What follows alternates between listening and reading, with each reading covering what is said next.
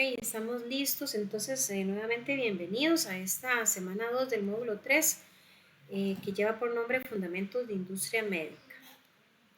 Permítame correr la presentación. Recordemos que la semana anterior, como aspectos introductorios al módulo, vimos lo que fue la industria médica en Costa Rica, algunos conceptos básicos y los entes reguladores de industria médica a nivel general. Para el día de hoy vamos a conocer los temas de excelencia operacional, el manejo de los documentos oficiales y lo que son las auditorías. Empezamos por desmenuzar, llamémoslo así, los dos conceptos que contemplan la excelencia operacional o la excelencia operativa, que es lo mismo. Empezamos por decir que la excelencia, según la Real Academia Española, es todo aquello superior en calidad o bondad que se hace digno de un singular aprecio o estimación. Y lo que es la operación, igualmente de acuerdo a la Real Academia Española, es la ejecución de algo. Entonces, si unificamos estas dos definiciones, podríamos establecer que la excelencia operacional es el resultado de la ejecución de la alta calidad. Ahora bien, hay que hacer un buen hincapié, ¿verdad?, sobre la necesidad que tienen hoy las empresas de manejar una excelencia global en absolutamente todo lo que ellas desarrollan. O sea, maximizar la eficiencia y la rentabilidad de todas sus operaciones a través de un excelente control y un valor máximo de unidad de negocio de todos sus activos industriales. O sea, sacarle el jugo, como dicen, a todo lo que tiene. Siempre y cuando la seguridad no se vaya a desatender, por el contrario, se mejore y se reduzcan también cualquier impacto ambiental negativo, que dicho sea de paso, gracias a Dios en los últimos años, ¿verdad?, la mayoría de las empresas han tenido conciencia acerca del impacto ambiental y de ahí que han generado cambios y mejoras sustanciales para minimizar esta afectación. También, ¿verdad? La excelencia global conduce a una entrega puntual de bienes y servicios competitivos para todos los clientes. Y esto obviamente es clave para mantener esa lealtad del cliente. De manera que implementar exitosamente un programa de excelencia operacional es necesario y para ello hay que trabajar de forma simultánea en todas y cada una de las áreas mencionadas. ¿Cuáles áreas? Bueno, el manejo de activos, innovación, tecnología, productividad, calidad, etc.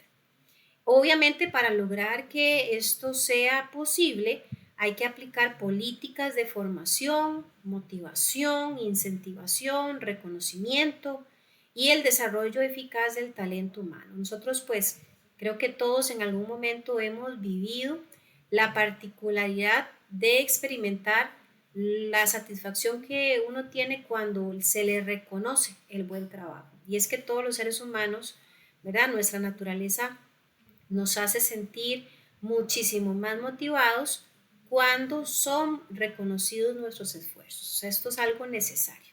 De ahí que la excelencia operacional lo entiende con total claridad y muchos de sus esfuerzos se enfocan precisamente en esta área.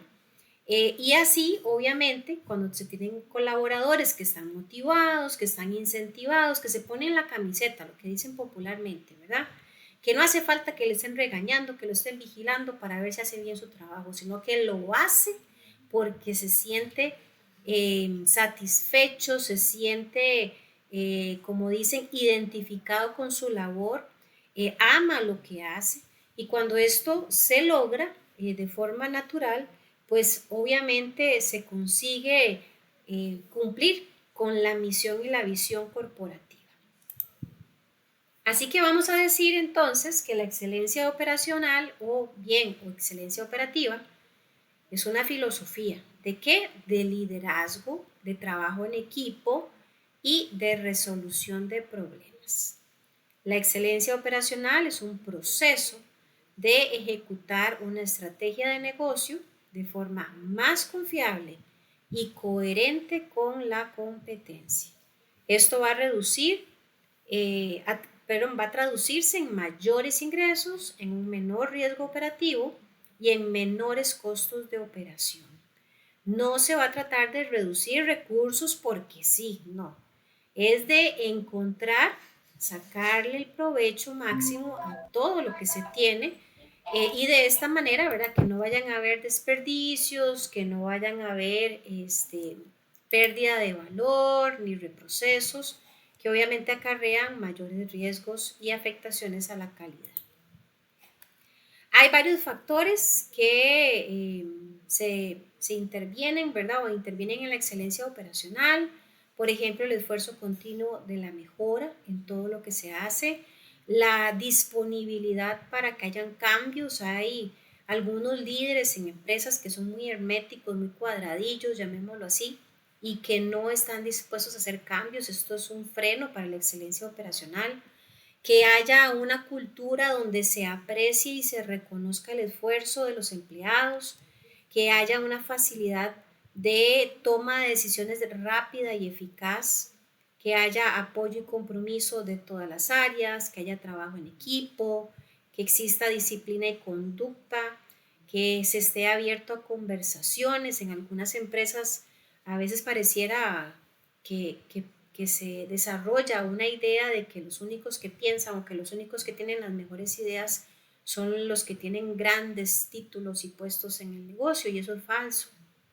Se ha comprobado que la mayoría de las veces las grandes ideas surgen de aquellos que están en contacto directo y constante con el proceso, y no necesariamente ellos tienen los puestos más altos, ¿verdad? Y obviamente estar en el campo, o sea, conocer el proceso. Cuando usted no conoce lo que se hace en una empresa, perdónenme en la frase, uno nada más está bateando, ¿verdad? No hay como conocer lo que ocurre. A veces, o por lo menos hace unos años atrás, se daban unas prácticas muy particulares en algunos negocios, que era que las jefaturas literalmente vivían dentro de sus oficinas, totalmente aisladas del proceso productivo. Entonces, como decía mi jefe hace unos años, el papel aguanta lo que le pongan. Entonces es muy bonito estar dentro de una oficina con full aire acondicionado, con todas las comodidades, ¿verdad?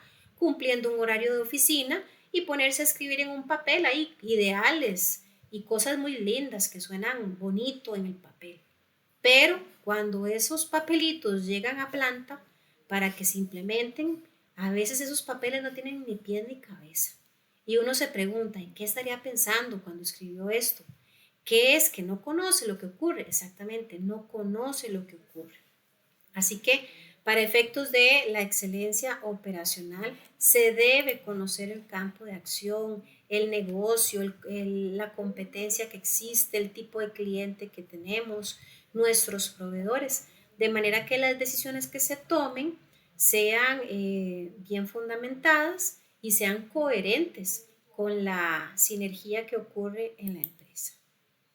¿Cómo se logra la excelencia operacional? Bueno, podríamos encontrar un sinnúmero de opciones, ¿verdad?, que nos guiarían a cómo lograrlo. Aquí tenemos una alternativa y dice, por ejemplo, que hay que conocer al cliente, eso es súper importante. Hay que dejar fluir, o sea, que haya una apertura, una flexibilidad a las mejoras, que se pueda implementar la excelencia del Kaizen o Kaizen, que es una filosofía japonesa también, sobre cambios constantes y sin demora. Ser transparente, o sea, hablar con datos reales. Si no somos o no estamos haciendo las cosas tan excelentemente como se desea, pues hay que decirlo así tal cual. No tenemos que maquillar ni inflar cifras, por así decirlo. Capacitar a las personas, esto es súper importante. El personal capacitado obviamente tiene un mayor desempeño, y hacer un buen manejo del Gemba, ¿verdad?, que también es una filosofía japonesa que hace referencia a que las cosas están ocurriendo, están poniéndose en acción. A veces, como decía, en el papel aguanta lo que le pongan, pero a la hora de querer implementarlo en la fábrica, en el taller, en el restaurante, donde quiera que se desee desarrollar, resulta poco viable hacer la implementación. Y el Gemba lo que dice es que las cosas puedan ser reales, puedan ser palpables, puedan ser accesibles. Y en lugar de muchas veces vender, como dicen, pura ilusión, puro humo.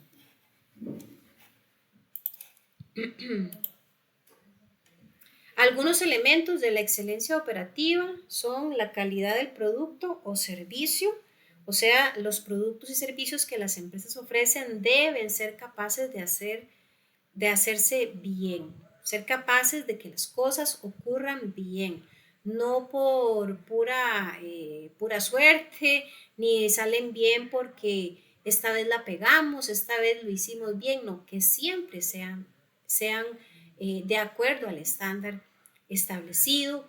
Se habla de la rapidez, o sea, ese tiempo que transcurre entre el momento que el cliente pide el producto hasta el momento en que el producto llega a sus manos.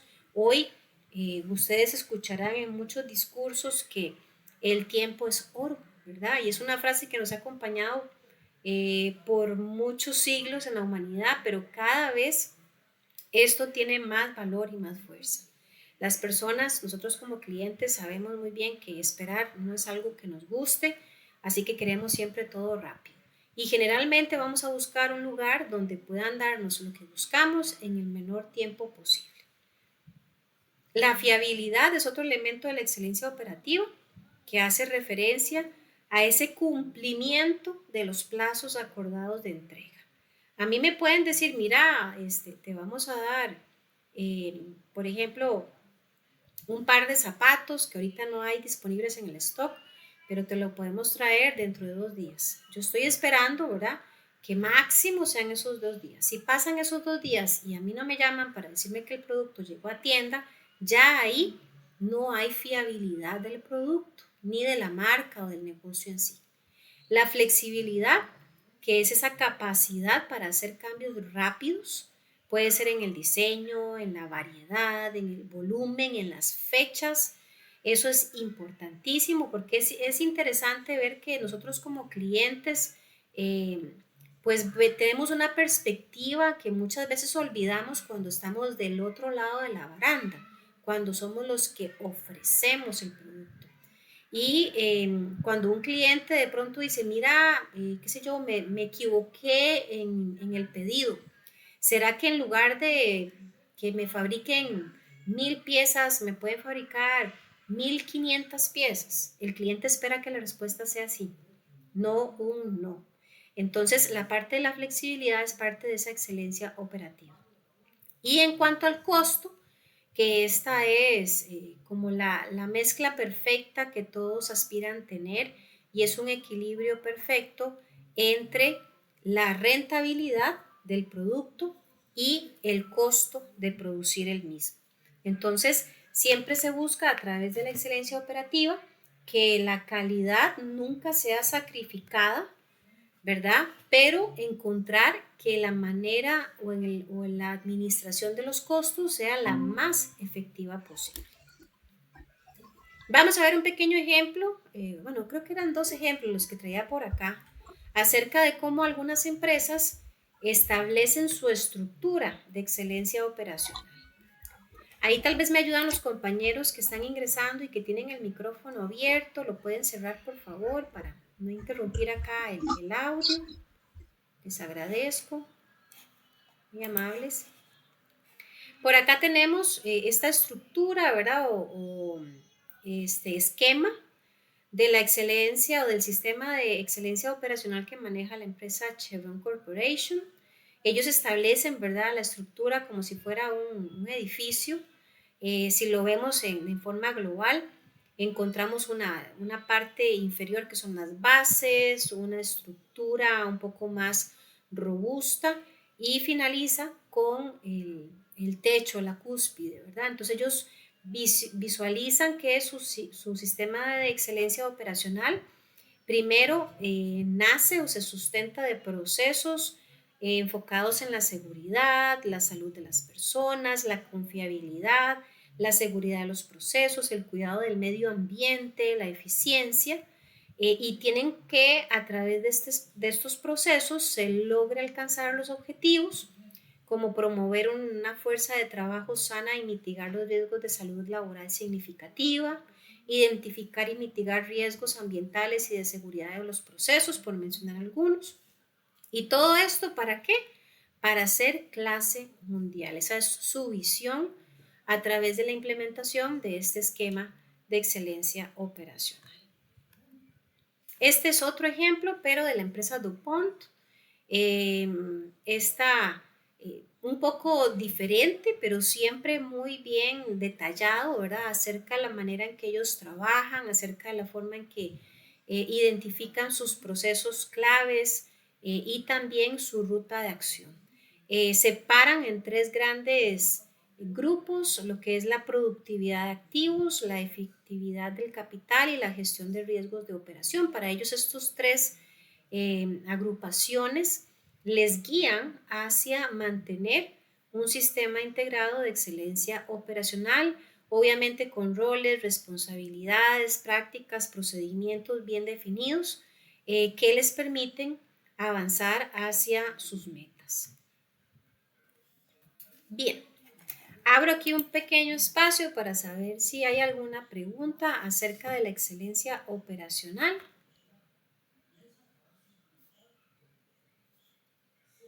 ¿Alguien que quiera hacer algún aporte?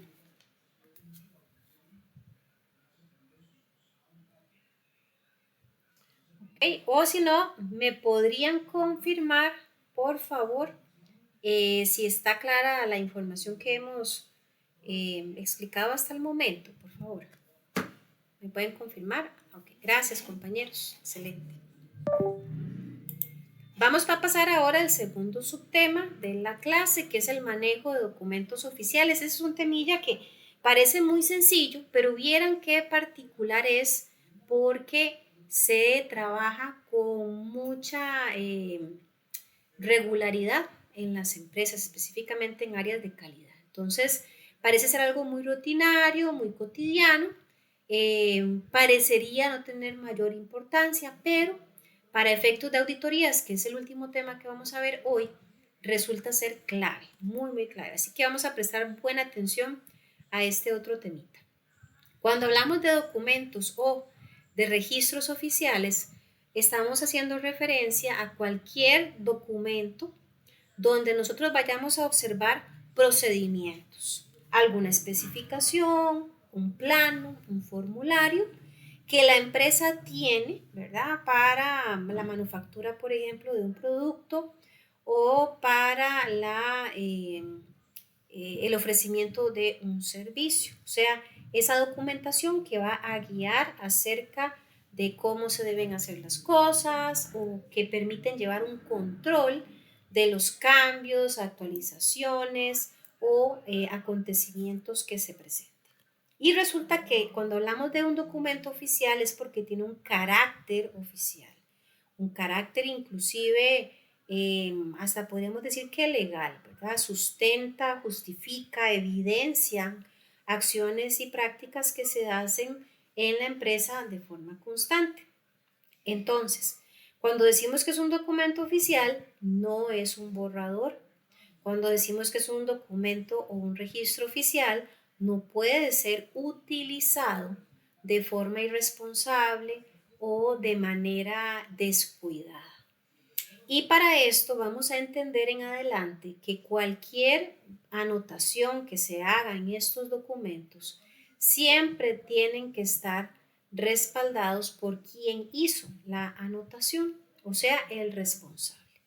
Entonces, cuando hablamos de que en los documentos oficiales debe ir la firma en este caso no es ese garabato, ¿verdad? Que nosotros generalmente usamos para un sinnúmero de documentos personales. Aquí la firma conlleva colocar las siglas del nombre y los apellidos acompañados de la fecha, como vemos ahí en pantalla a la derecha, ejemplo. La firma entonces como mínimo va a tener que llevar la inicial del primer nombre, el primer apellido completo y si fuera necesario inclusive la inicial del segundo apellido. ¿Cuándo podría ser esto necesario? Cuando en el mismo departamento exista la casualidad de que dos o más compañeros de trabajo coincidan, ¿verdad? En que los nombres empiezan con la misma letra, en que el primer apellido sea el mismo. Entonces, para hacer la diferenciación entre uno y otro, aquí ya empezaríamos a adicionar, llamémoslo así, más elementos a la firma. Pero de no existir coincidencias, la firma puede ser tan sencillita como la primera opción que vemos ahí, que dice L. Araya. Y como les decía hace un momentito, también colocar la fecha en la que se está haciendo la anotación o el registro en el documento. La fecha tendría que ser los dos dígitos del día, como vemos ahí 24, si por ejemplo fuera el día 3, habría que poner 03. Eh, Luego vienen las tres iniciales del mes y luego los últimos dos dígitos del año. Ya me ha pasado en otros grupos cuando doy esta clase que algunos compañeros me dicen, profe, vieras que en la empresa donde yo estoy hacemos el formato como americano, llamémoslo así, o agringado, que ellos primero ponen los dos dígitos del año, después el mes y de último el día. O sea, yo les digo, bueno, ya eso es cuestión, ¿verdad?, a lo interno de la empresa, pero aquí lo vamos a ver la forma como universal. Ya ahí cualquier otra modificación o manera de trabajarlo, pues sería cuestión de que obviamente nosotros lo respetemos y lo sigamos ya como parte de la norma interna particular de la empresa. Bien, vamos a ver qué es lo que no deberíamos nunca hacer con los documentos oficiales. Primero, nunca se puede usar corrector de ningún tipo. No se puede borrar la información que se haya colocado en el mismo. No se puede sobreescribir. Ahora más adelante vamos a ver unos ejemplos para que se entienda mejor esto.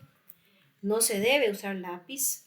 No se debe nunca firmar un documento por otra persona. Esas típicas eh, conversaciones de que de pronto algún compañero dijo, mira, es que me agarra tarde, me baja el bus. Hágame un favorcito, póngame ahí las iniciales, hágame la vuelta.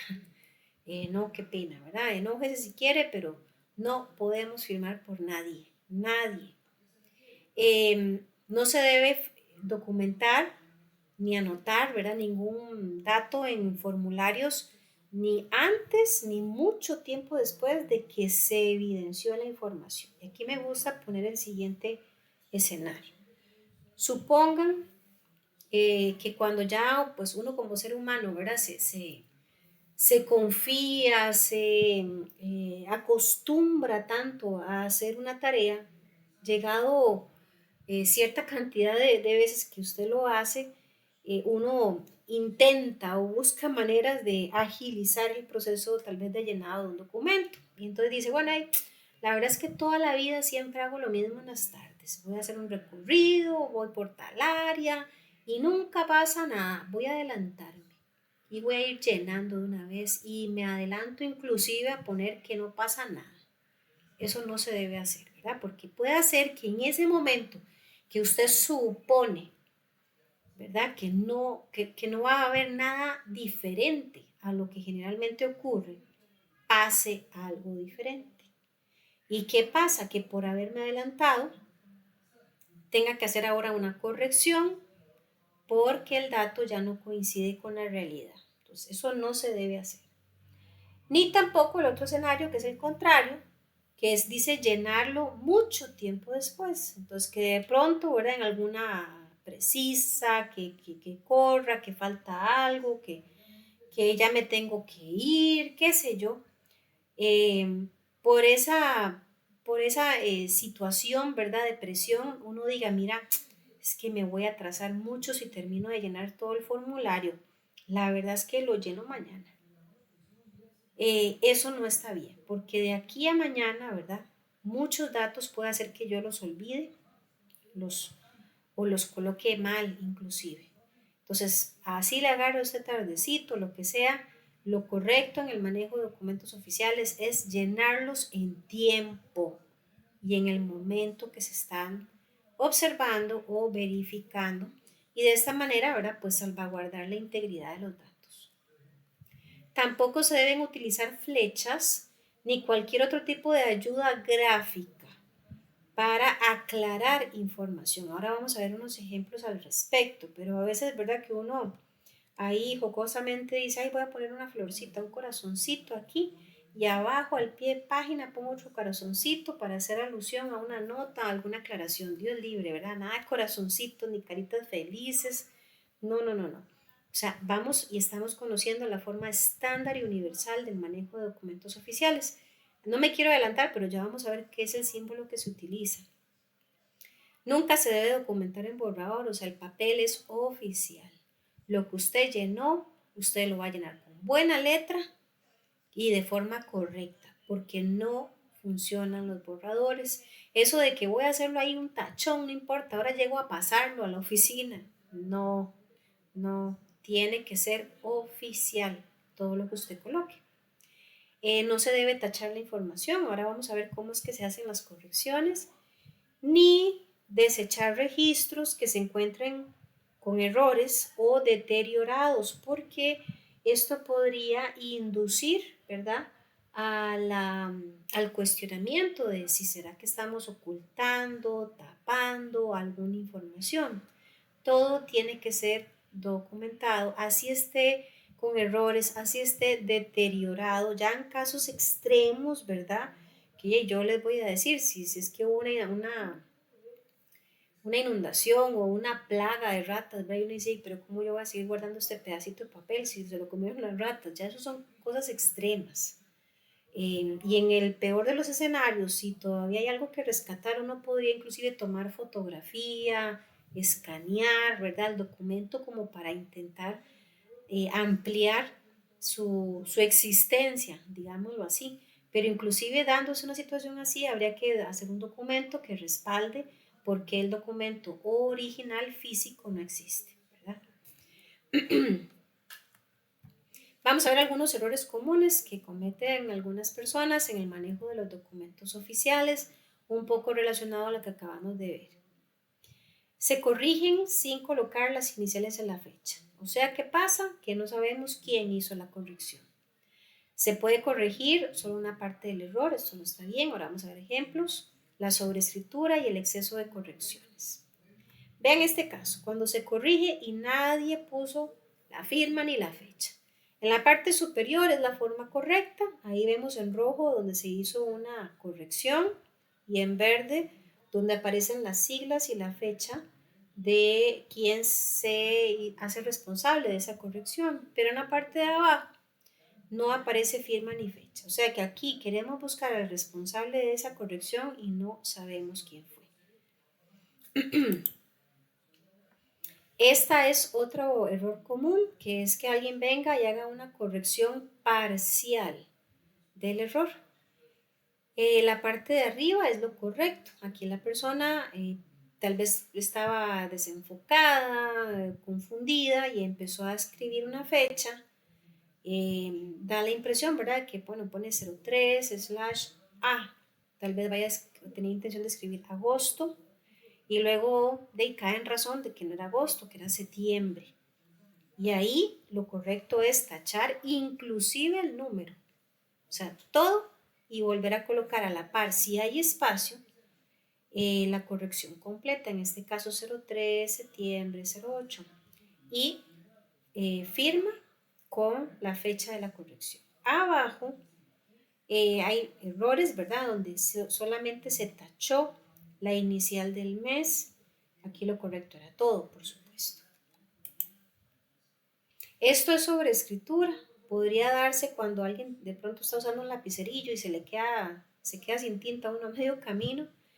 Mientras se encuentra otro, ¿verdad? Viene uno y de pronto, pues, creyendo que está haciendo lo correcto, vuelve a escribir encima de lo que sí se había logrado escribir con el lapicero original y lo que hace es que las letras quedan un poco más negritas, como más resaltadas. Eso es sobreescritura. Eso no se debe hacer porque también frente a una auditoría genera la duda de si lo que se hizo fue maquillar o modificar un numerillo.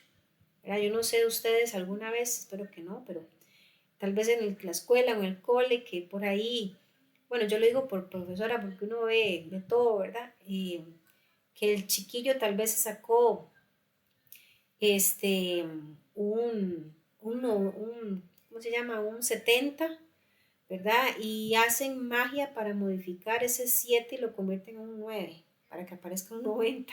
Entonces eso induce, ¿verdad? Que haya la duda razonable de si realmente lo que hizo fue nada más sobreescribir porque no se veía bien o si lo que estaba haciendo era modificando un dato o manipulando la información. Así que esto no se hace. Excesos de correcciones, ustedes me dirán aquí, es más, yo les pregunto, aquí, ¿cuál será la última corrección? Vean, imagínense esto tan desordenado, tan atroz, esto no es aceptable, esto también genera demasiadas dudas, o sea, si alguien viene a consultar este documento para saber qué es lo último que hay que hacerse o qué fue lo último que se hizo, bueno, le va a demorar tiempo, ¿verdad?, en tratar de descifrar eso si es que lo logra descifrar. Así que hay que evitar los excesos de correcciones. Es más, ojalá que no hubieran correcciones, más bien. Y vamos a ver ahora lo que sí está permitido. Por ejemplo, cuando nosotros nos equivocamos a la hora de registrar algún dato, ¿verdad?, en un documento oficial, lo que deberíamos de hacer es, primero que todo, escribir de forma legible. Yo aquí siempre les digo a los estudiantes, chicos, chicas, los que a estas alturas de su vida tienen problemas de ortografía y caligrafía, háganme el favor y tal vez algunos se vayan a reír, pero búsquese un cuadernito de caligrafía y pónganse a practicar, porque en calidad el manejo de los documentos es algo muy delicado y como delicado debe ser tomado pues con mucho cuidado. Una letra ilegible es una letra que puede inducir al error. Se debe utilizar tinta de color negra o azul, nada más, nada de verde, morado, celeste, olvídense de eso. Pasar una línea simple cuando la información está errónea, ahora vamos a ver unos ejemplos. Añadir la información correcta, vamos a ver cómo se hace. Y siempre firmar al lado del error. Vean esto de acá, la corrección de un error. Supongamos, ¿verdad? Aquí en estos ejemplos, que hay suficiente espacio disponible para hacer la corrección a la par. Aquí en este caso, las personas que colocaron los códigos que vemos ahí tal vez un dedazo, ¿verdad? Y invirtieron los números. En el primera línea aparece 0.24 y era 0.42. Y en la siguiente pusieron 0.50 y era 0.05. Entonces se tacha con una línea horizontal, una. No hacemos un rayadero, ¿verdad? Y que hasta que queremos como romper el papel. Es una rayita horizontal sencilla sobre todo el código. A la par, como hay espacio, colocamos la información correcta, seguido de firma y fecha. ¿Qué pasa cuando hay que hacer una corrección pero no hay espacio para hacer la corrección?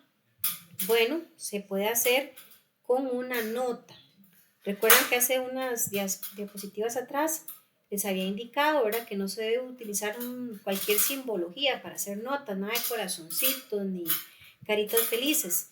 La simbología oficial o bien universal es el asterisco. Pues en este caso, la persona digita GPB y era GBP, invirtió las letras.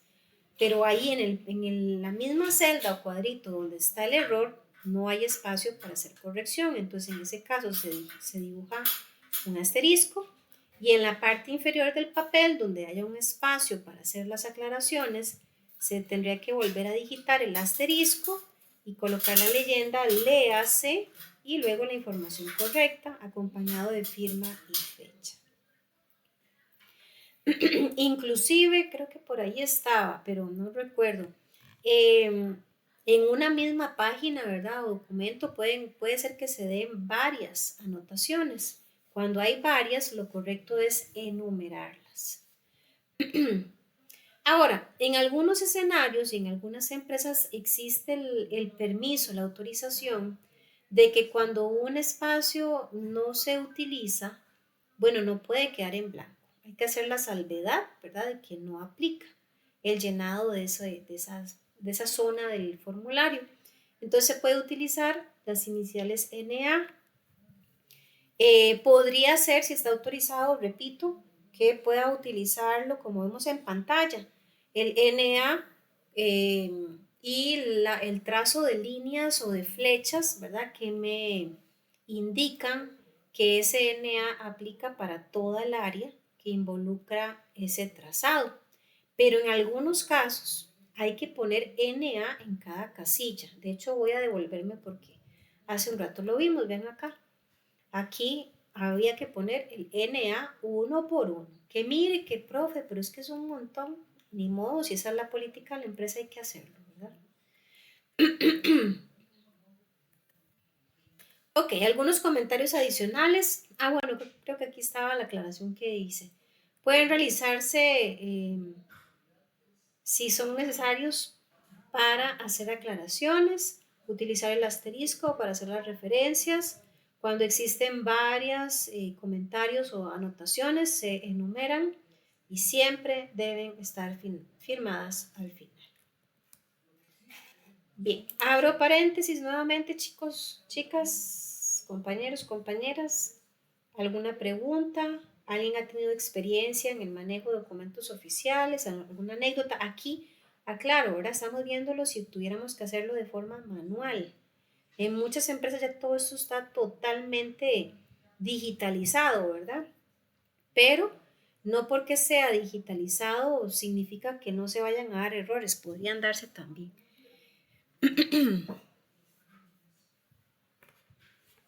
¿Alguna pregunta? ¿Algún aporte?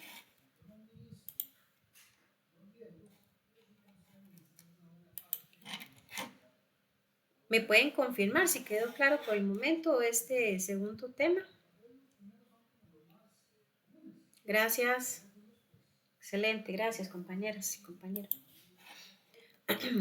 Y el último temita son las auditorías de sistemas de gestión y de tratamiento de hallazgos. Empezamos por decir o conocer qué son las auditorías. Bueno, son procesos sistemáticos, independientes y documentados que las empresas utilizan para obtener evidencia y evaluarla de manera objetiva con el fin de determinar la extensión en que se cumplen los criterios. Cuando hablamos de auditorías, vean que se mencionó algunas palabrillas como estas que vemos por acá: sistemático, independiente, documentado, evidencias y criterios de auditoría. Sistemático es porque las auditorías deben cumplir un procedimiento, o sea, una serie de pasos lógicos que se hacen de forma organizada. Las auditorías son independientes o deben ser independientes a la actividad que se audita. Por ejemplo, no es saludable, no es objetivo que si yo soy la dueña de una empresa, yo misma me audite, ¿verdad? Eso no tendría ninguna objetividad. Lo correcto es que las auditorías ojalá sean realizadas por entidades externas, aunque nosotros al final vamos a ver que hay tres tipos de auditorías. La interna, que puede ser un departamento dentro de la empresa, que aunque se hagan grandes esfuerzos porque sus trabajos sean objetivos, podría siempre generarse la duda de si las personas que trabajan en este departamento, al formar parte de la misma empresa, ¿será que omiten algunos datos? ¿Será que son un poquito, llamémoslo así, light, ¿verdad? Con los errores que encuentran precisamente por algún temor a ser despedidos, amonestados. Pero también están las auditorías externas, que como lo dice el nombre, son entidades que son contratadas externamente, que no tienen nada que ver con la empresa y que llegan de forma muy objetiva y parcial a realizar su trabajo, a decir lo que está bien y lo que está muy mal. La auditoría también tiene que ver con lo que se documenta, porque la documentación es el resultado de todas las evidencias encontradas durante el proceso. Las evidencias, ¿verdad? Que son todos esos registros oficiales, lo que vimos hace un rato, eh, y cualquier declaración, ¿verdad? Que sustente un hecho o alguna situación que se está presentando en la empresa. Los auditores saben con claridad que uno nunca se puede llegar a la empresa a decir, es que a mí me parece, a mí me suena, a mí como que me genera cierta duda tal cosa. No, el auditor jamás debe tener un criterio sin bases o sin fundamentos, o sea, sin evidencia. Generalmente él va a decir, bueno, de acuerdo a la inspección realizada, a las fotos tomadas, se encontró esto y esto y esto. De acuerdo a la entrevista hecha al fulanito y al menganito, se determina que está pasando esto y esto y esto. Pero nunca tienen que ser suposiciones. Y el criterio de auditoría, pues obviamente son esas políticas, procedimientos y requisitos que son usados como referencia y contra los cuales se compara la evidencia de auditoría. La ISO 19011 es la norma internacional que establece las directrices para la auditoría de sistemas de gestión, incluidos los sistemas de gestión de calidad y los sistemas de gestión ambiental, o sea, que los grupos de auditores se enfocan en esta ISO 19011 para saber cómo llevar a cabo una auditoría en sistemas de gestión de calidad y de gestión ambiental. Algunos principios de auditoría, la integridad, obviamente las personas que participan como auditores se espera que sean sumamente profesionales, eh, que tengan, ¿verdad? Esa capacidad de informar con veracidad y exactitud, nunca andar de chismosillos, ni generando controversias, ni cosas que no tienen verdadera sustento. Debe haber un debido cuidado profesional, o sea, tienen que durante su labor desenvolverse con mucha diligencia, tener un buen juicio de opinión. La confidencialidad es súper importante porque hoy por hoy, bueno, la información a la que tienen acceso los auditores se supone que es 100% todo y por ende hay información y datos que son muy delicados, son muy susceptibles y esos datos jamás se tienen que compartir ni negociar, ¿verdad? Con nada ni nadie. Por ejemplo, los auditores, ¿verdad? Cuando se enteran de situaciones muy delicadas, pues esto es información solamente de conocimiento de ellos y de la empresa que están auditando. Nunca utilizar esos datos en conversaciones, ¿verdad? Personales ni con otras entidades, porque eso más bien podría conllevar hasta a penas civiles. La independencia que ya decíamos para lograr una base de imparcialidad y objetividad, debe existir el enfoque siempre, siempre basado en evidencia para que sea fiable todos sus criterios y el enfoque basado en riesgo, porque precisamente la auditoría siempre va a pensar en qué riesgos podrían presentarse si no se atiende, si no se corrige, si no se crea un procedimiento correcto, o sea, hay una visión de anticipación. ¿Por qué es necesario auditar? Bueno, porque las auditorías funcionan como un escáner, o sea, como una radiografía de la empresa. Me va a decir todo lo bueno, todo lo malo que están haciendo e inclusive todo lo que falta, que no se está haciendo. Permite conocer el desempeño de los sistemas que maneja la empresa, proporciona información real sobre la cual pueden basarse las decisiones de la gerencia y elimina ideas preconcebidas e información errada. Algunos requisitos para una auditoría efectiva. Bueno, siempre debe estar apoyada por la dirección. Los auditores deben estar muy bien entrenados. Debe haber esa independencia que ya le hemos dicho varias veces. Acceso ilimitado a los documentos del negocio. Es muy triste. Yo he participado en varias auditorías en empresa privada y a lo interno es triste cuando uno escucha que hay jefes que dicen vayan y escondan tal papel, aquellos archivos, desaparezcanlos para que no los vean los auditores. Ya ahí eso genera un total desequilibrio, ¿verdad? Y transparencia en lo que el auditor va a encontrar.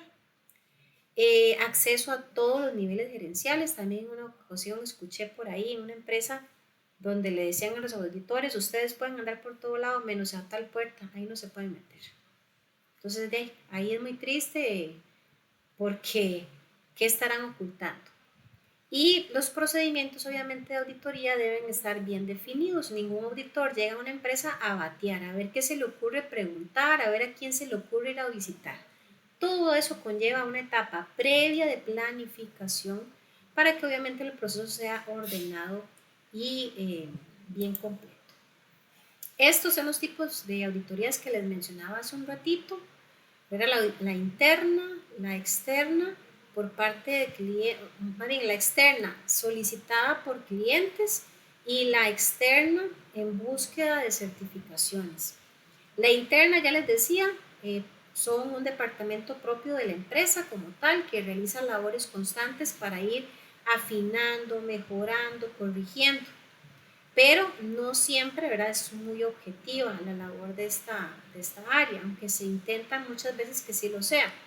La auditoría que pide el cliente, hay clientes que antes de decir, bueno, le vamos a dar a usted la inversión para que nos produzca tales dispositivos, antes de soltar la plata, como dicen, le exigen a la empresa que sea auditada para que los auditores digan si está bien, si están en regla, y ya eso genera mayor confianza en el cliente para decir, ok, voy a invertir en ustedes.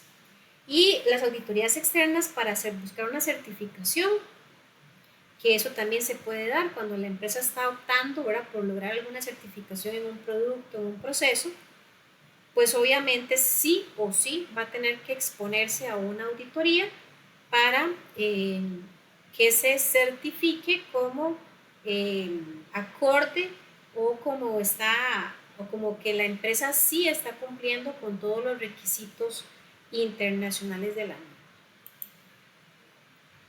Por ejemplo, eso es un formato, ¿verdad?, de lo que podría ser un informe de auditoría ya una vez finalizado. Son bastante extensos. Entre más grande la empresa, pues más complejidad de la auditoría. Este es otro formato, ya como un poco más en prosa.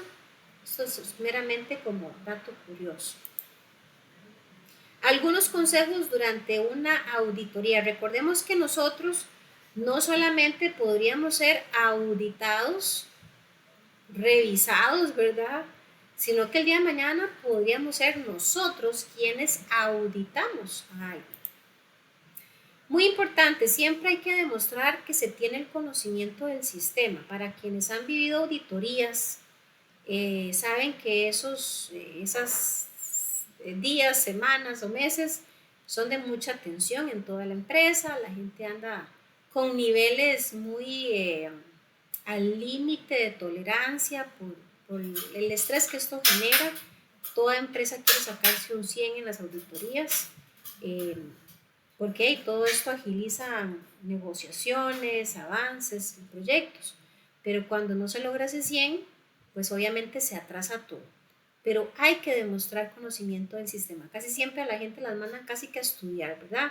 Estudie bien su trabajo, que si le preguntan usted sepa responder con total certeza de todo lo que usted hace. Aquí se recomienda, es muy bonito ponerlo en el papel, lo que hablábamos al principio, que ojalá uno no se ponga nervioso, pero eso cuesta mucho, ¿verdad? Hay que tomarlo con la mayor tranquilidad posible. Y obviamente tener a mano toda la información, toda la información que se requiere, para no andar ahí revolcando papeles que nadie encuentra. Evitar discutir con el auditor, o sea, esto nunca va a ser una buena idea.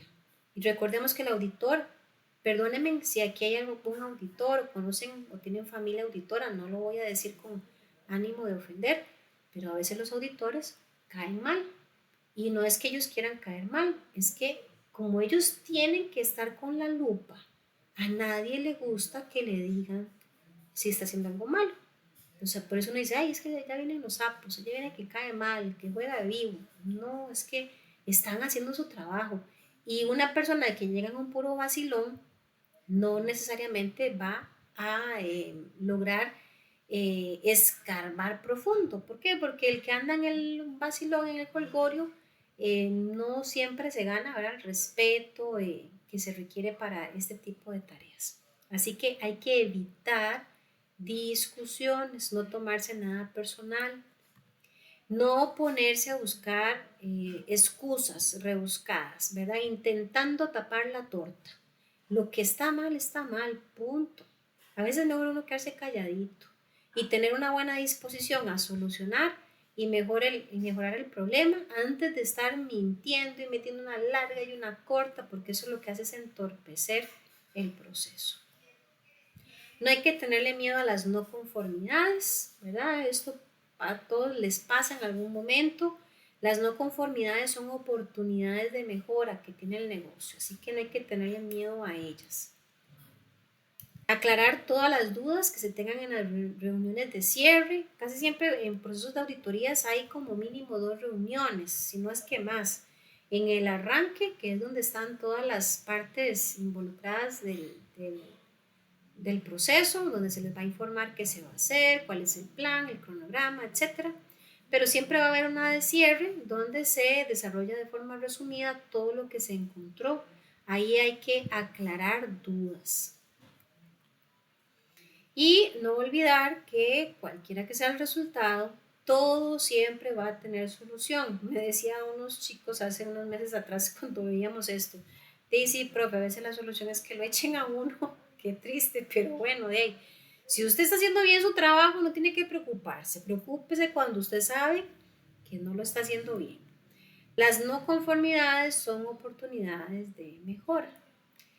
Y cuando hablamos de los hallazgos de auditoría, pues es toda esa información que a juicio del auditor le permite identificar algún hecho o alguna circunstancia importante que debe ser tomado en cuenta, puesto bajo la lupa, como dicen, bajo examen, para ver si está bien, si no está tan bien, si puede mejorar. Los hallazgos en calidad siempre son resultados interesantes que obtenemos tras realizar el necesario proceso de evaluación y control de nuestra implantación de calidad. Es decir, son los resultados obtenidos en comparación con los criterios que establece la norma ISO que queremos implantar. O sea, ISO nos pide una cosa y nosotros hacemos otra. Esas dos cosas deberían de estar empatadas, deberían de coincidir, pero cuando no coinciden, ahí hay un hallazgo de auditoría. ¿Qué diferencia hay entre un hallazgo de auditoría y una evidencia de auditoría? Bueno, la evidencia de auditoría se evalúa con respecto a los criterios de auditoría. El resultado de dicha evaluación es el hallazgo y puede indicar una conformidad o una no conformidad. Aquí esta es la diapositiva.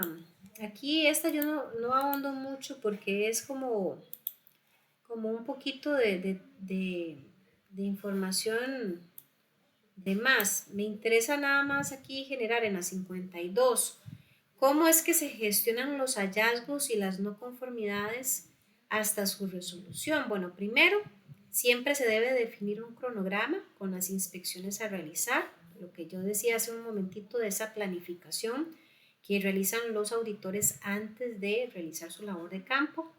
Luego elaborar una lista de chequeo, ¿verdad? De verificación acerca de qué van a hacer, a dónde van a ir, cuánto tiempo van a estar por ahí, en cada departamento, por supuesto.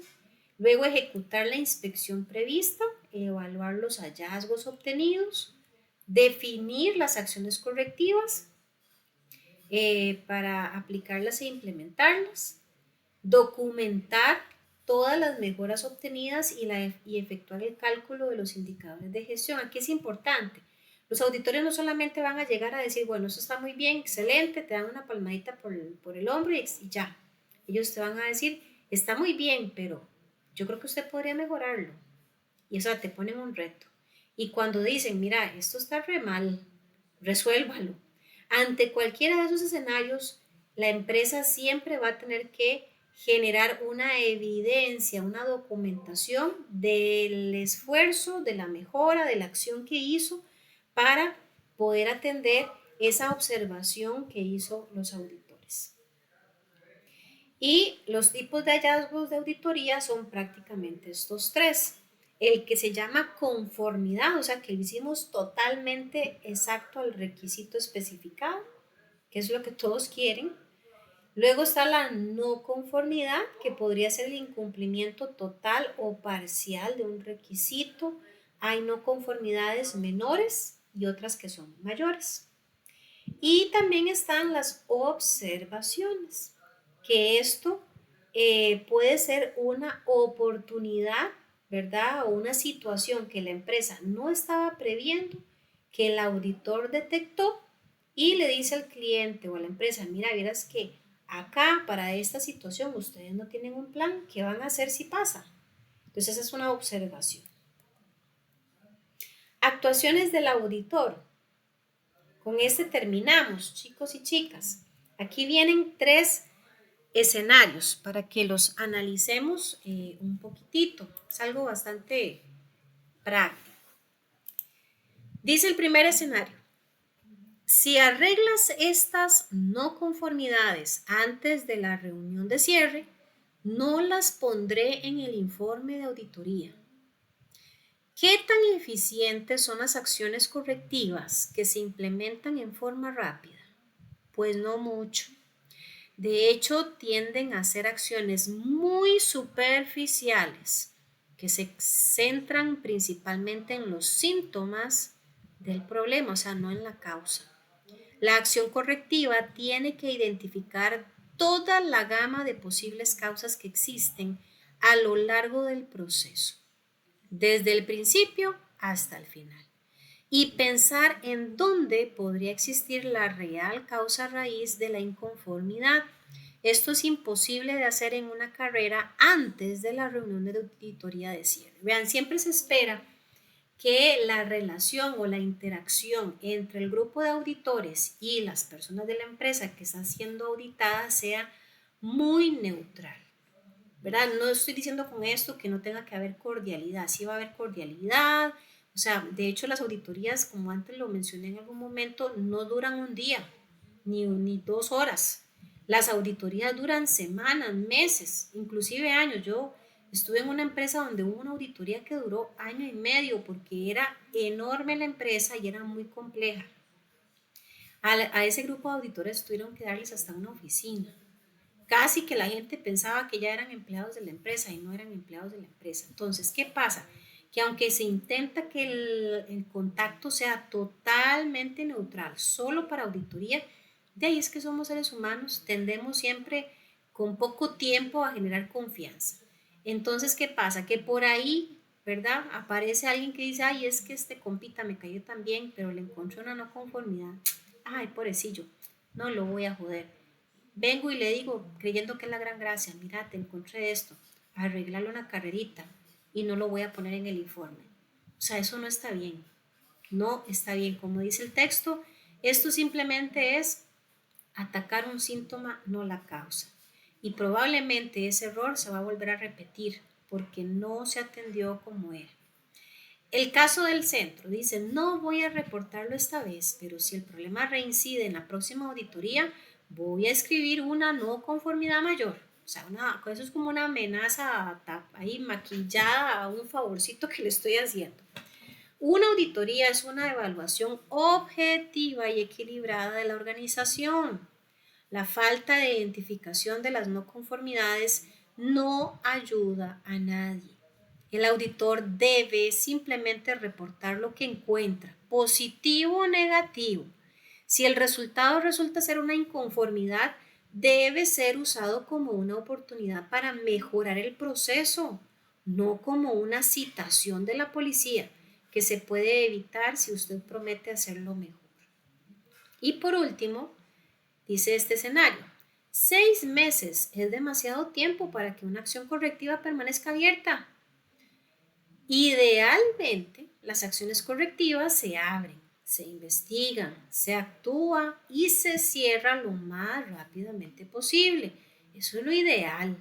Pero en la realidad, las acciones correctivas pueden tomar mucho más tiempo, dependiendo de la naturaleza de la mejora. En todos estos casos podría tomar muchos meses para implementar completamente la acción. La acción correctiva permanece abierta durante ese tiempo, pero la organización actualiza el estado y puede demostrar progreso hacia adelante.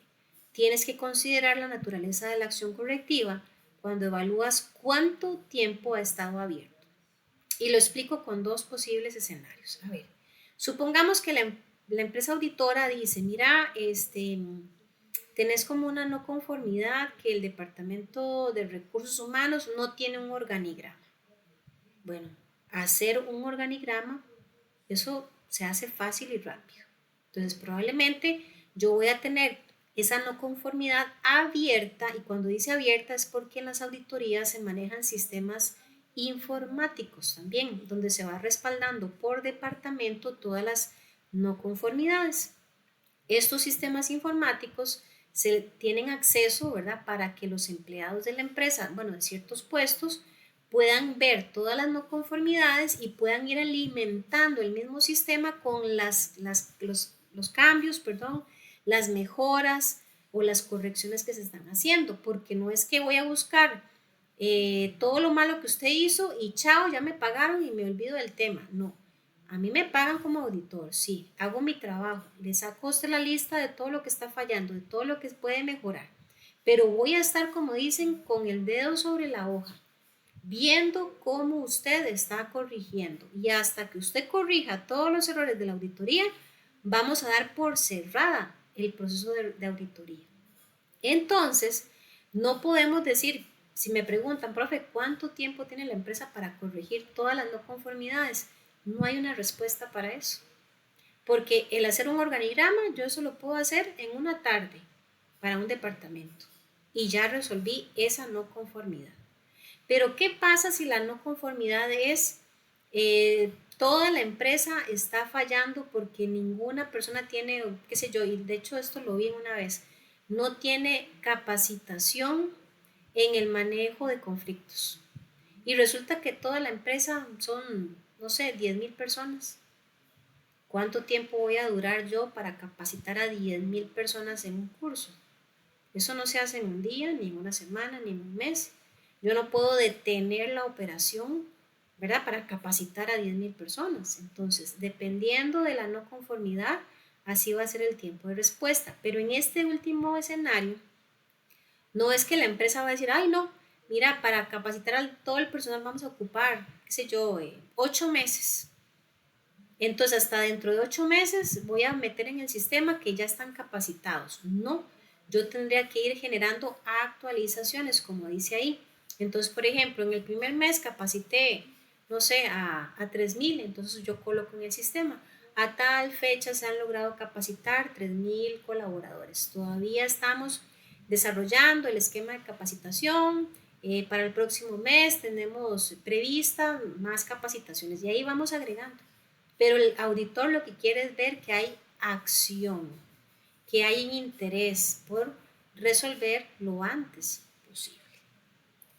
Bien, preguntas, muchachos y muchachas, jóvenes.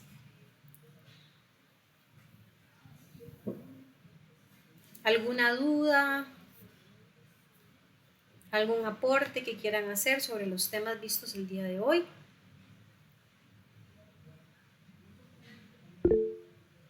Adelante, Milena. Profesora, una pregunta. ¿Las auditorías son siempre? No, O sea, son, no, no. Cada empresa, ¿verdad? Va a ajá, establecer su cronograma de auditorías.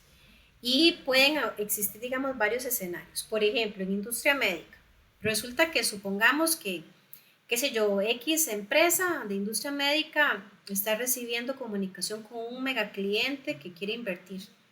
Y el cliente le pone como requisito para invertir con ellos que se someta a una auditoría, ¿verdad? Entonces ahí habría una auditoría casi que impuesta como requisito. Pero de no existir eso, por un tema de salud, ¿verdad? Integral de la empresa, la empresa, perdón, podría tener un plan de auditorías de 1 o 2 veces al año, o una cada 3 meses, o una cada, qué sé yo, cada semestre. Va a depender del nivel de interés que la empresa tenga por resguardar, digamos, su imagen.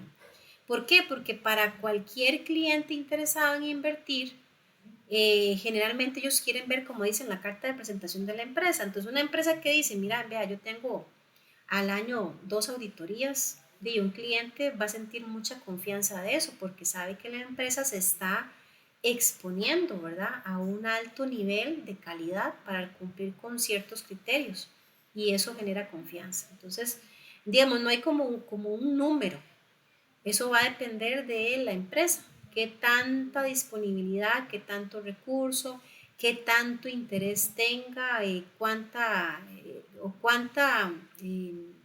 estrategia, ¿verdad?, esté utilizando inclusive para atraer más clientes. Muchas gracias, profe. Con mucho gusto. Ok, bueno, acá chiquillos, tenemos en la parte inferior del material también el examen disponible. Cierra, si Dios lo permite, de hoy en 8 a las 12 mediodía. Lean con mucho cuidadito cada enunciado, porfa. Puntos y comas a veces hacen la diferencia de la idea de la pregunta.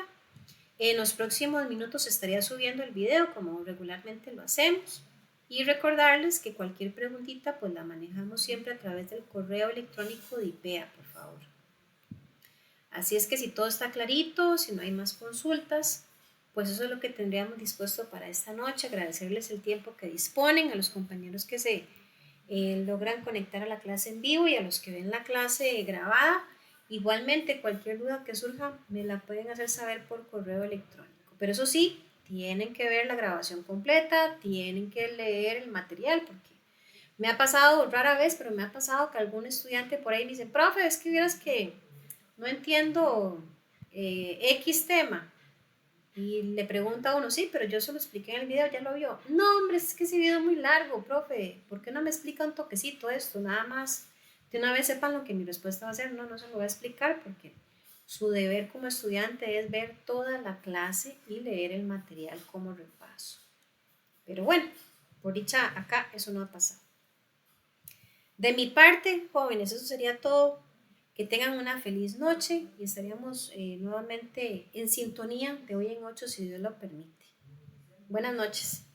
Buenas noches, gracias. Con todo gusto. Chao.